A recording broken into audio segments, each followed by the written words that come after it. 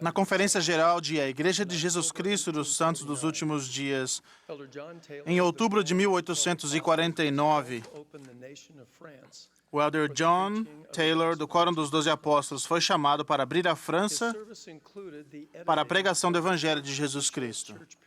Seu trabalho incluía a edição do primeiro periódico oficial da Igreja naquele país.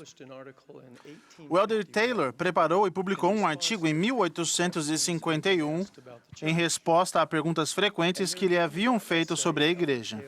Perto do final do artigo, o Elder Taylor relembrou o seguinte episódio.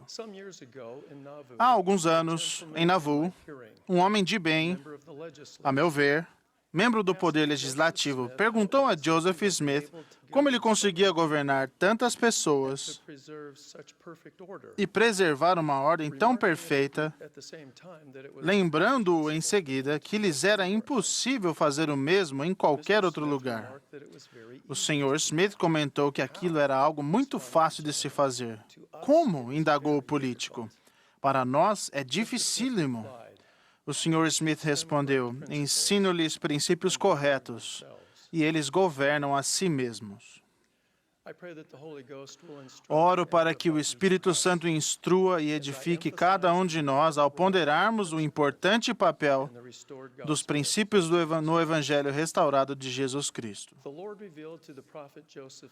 O Senhor revelou ao profeta Joseph Smith que os élderes, sacerdotes e mestres desta igreja ensinarão os princípios de seu Evangelho que estão na Bíblia e no livro de Mórmon, no qual se acha a plenitude do Evangelho. Ele declarou também que os santos dos últimos dias devem ser instruídos mais perfeitamente em teoria, em princípio, em doutrina, na lei do Evangelho, em todas as coisas pertinentes ao reino de Deus que lhes convém compreender. Resumindo, um princípio do Evangelho é uma diretriz de base doutrinária para o exercício justo do arbítrio moral. Os princípios derivam de verdades mais amplas do Evangelho e fornecem orientação e padrões à medida que prosseguimos no caminho do convênio. Por exemplo, as 3 primeiras regras de fé identificam aspectos fundamentais da doutrina do Evangelho restaurado de Jesus Cristo. A natureza da Trindade na primeira regra de fé, os efeitos da queda de Adão e Eva na segunda regra de fé e as bênçãos possibilitadas por meio da expiação de Jesus Cristo na terceira regra de fé. E a quarta regra de fé apresenta os primeiros princípios, as diretrizes de se exercer fé em Jesus Cristo e de se arrepender, e as primeiras ordenanças do sacerdócio que permitem que a expiação de Jesus Cristo seja eficaz em nossa vida. A palavra de sabedoria é outro exemplo de um princípio como uma diretriz. Observem estes versículos introdutórios da seção 89 de Doutrina e Convênios. Dada como princípio, com promessa, adaptada à capacidade dos fracos e do mais fraco de todos os santos que são ou podem ser chamados santos. Eis que, em verdade, assim vos diz o Senhor, devido a maldades e desígnios que existem e virão a existir no coração de homens conspiradores nos últimos dias, eu vos adverti e previno-vos, dando-vos esta palavra de sabedoria por revelação. A instrução inspirada que se segue a essa introdução fornece diretrizes duradouras tanto para o bem-estar físico quanto para o bem-estar espiritual e testifica de bênçãos específicas que dependem de nossa fidelidade ao princípio. Aprender, compreender e viver os princípios do Evangelho fortalece nossa fé no Salvador, aprofunda nossa devoção a Ele e convida uma multidão de bênçãos e dons espirituais à nossa vida. Princípios de retidão também nos ajudam a ver além de nossas preferências pessoais e de nossos desejos egocêntricos, proporcionando a preciosa perspectiva da verdade eterna, ao navegarmos por diferentes desafios, circunstâncias, decisões e experiências da mortalidade.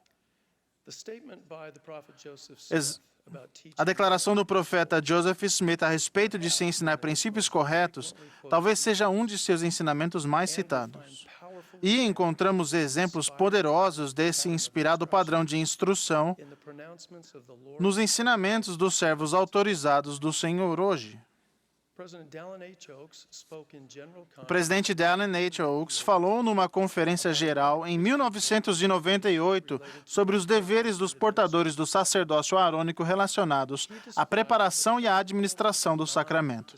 Ele descreveu o princípio da não distração e indicou que um portador do sacerdócio arônico nunca desejaria que algo em sua aparência ou em seu comportamento distraísse qualquer membro da igreja de sua adoração e da renovação de convênios.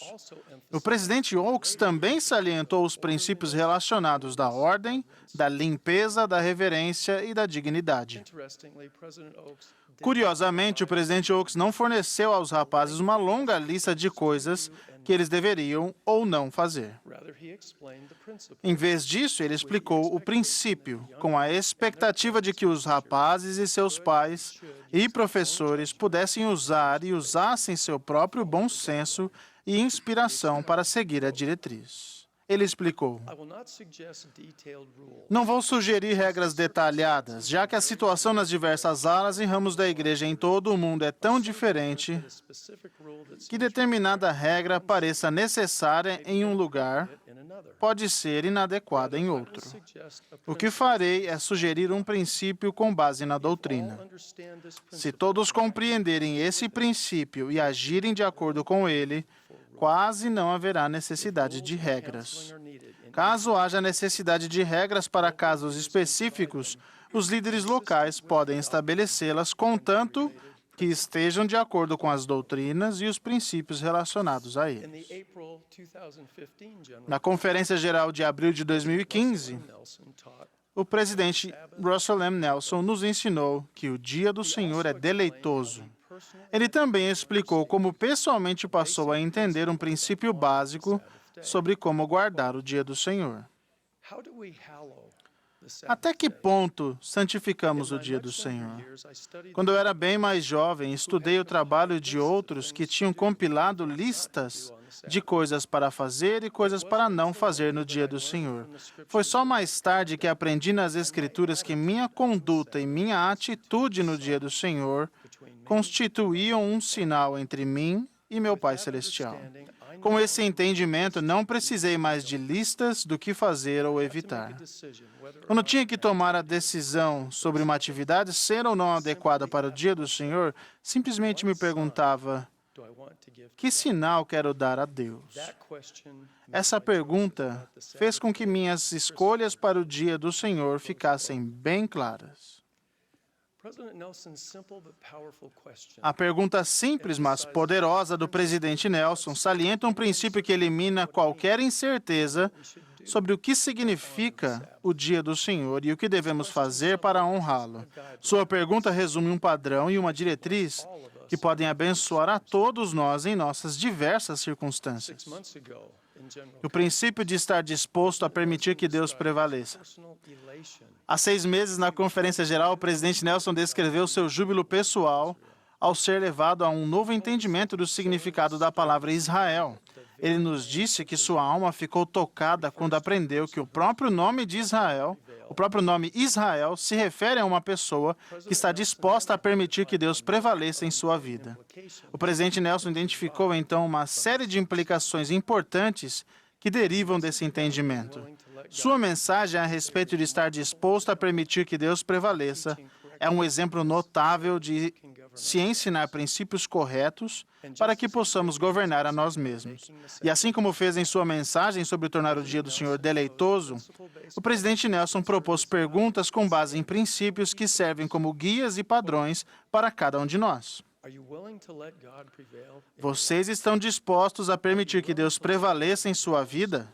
Vocês estão dispostos a permitir que Deus seja a maior influência em sua vida? Ele continua: pensem em como essa disposição de fazer a vontade dele pode abençoá-los. Se vocês são solteiros e estão procurando um companheiro ou uma companheira eternos, Seu desejo de ser de Israel vai ajudar na decisão de quem vão namorar e como o farão. Se são casados com uma pessoa que tenha quebrado os seus convênios, sua disposição de permitir que Deus prevaleça em sua vida vai permitir que seus convênios com Deus permaneçam intactos. O Salvador vai curar seu coração partido. Os céus se abrirão quando vocês buscarem saber como seguir em frente. Vocês não precisam divagar nem duvidar. Se vocês têm questionamentos sinceros sobre o Evangelho ou sobre a Igreja, ao escolherem permitir que Deus prevaleça, vocês serão guiados a encontrar e a compreender as verdades eternas e absolutas que vão orientar sua vida e os ajudar a permanecer firmes no caminho do convênio. Quando se defrontarem com uma tentação, se a tentação vier, quando estiverem exaustos ou sentindo-se sozinhos ou incompreendidos, imaginem a coragem que são capazes de ter ao escolherem permitir que Deus prevaleça em sua vida e ao suplicarem a Deus que os fortaleça. Quando o seu maior desejo é permitir que Deus prevaleça, quando o seu maior desejo é ser parte de Israel, muitas decisões se tornam mais fáceis. Muitos problemas não serão mais um problema. Vocês saberão a melhor forma de se vestir, saberão a que assistir e o que ler, em que despender seu tempo e com quem se associar. Saberão o que querem realizar, saberão que tipo de pessoas realmente desejam se tornar. Observem quantas decisões e experiências de vida cruciais podem ser influenciadas pelo princípio de se estar disposto a permitir que Deus prevaleça. Namoro e casamento, dúvidas e preocupações sobre o Evangelho, tentações, asseio pessoal, o que assistir e ler, onde passar o tempo, com quem se associar e muito, muito mais. As perguntas inspiradas do presidente Nelson salientam um princípio simples, que fornece orientação a todos os aspectos de nossa vida e nos permite governar a nós mesmos. Quando Joseph Smith estava preso na cadeia de Liberty, ele escreveu cartas de instrução para os membros e líderes da igreja e os lembrou de que um navio muito grande é beneficiado sobremaneira por um pequeno leme durante uma tempestade, sendo mantido na direção do vento e das ondas. Um leme é um equipamento que está associado ao timão, que é responsável pela manobra do navio ou barco. E a direção do vento e das ondas se refere a mudar a posição de um navio de modo a manter o equilíbrio e não deixá-lo tombar durante uma tempestade. Navio virando em uma tempestade. Os princípios do Evangelho são para mim e para vocês o que é um leme para um navio.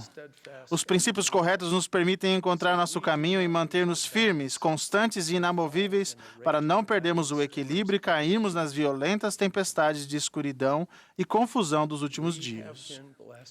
Fomos grandemente abençoados nesta conferência geral, com ensinamentos a respeito de princípios eternos, transmitidos pelos servos autorizados do Senhor. Nossa responsabilidade individual é governar a nós mesmos de acordo com as verdades que eles testificaram. O presidente Ezra Taft Benson ensinou, nos próximos 6 meses, o lugar da revista Liahona, que contém os discursos da conferência, deve estar junto às suas obras padrão para consulta frequente.